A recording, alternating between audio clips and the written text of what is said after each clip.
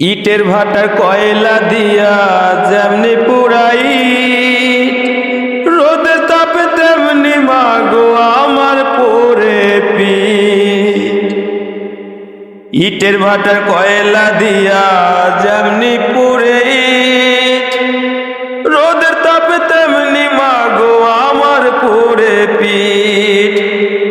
জীবন যেন হইয়া গেল মরুর বালু চর, স্বার্থ ছাড়া কেউ কোনোদিন লয় না একবার খবর মাগো, স্বার্থ ছাড়া কেউ কোনোদিন লয় না একবার খবর।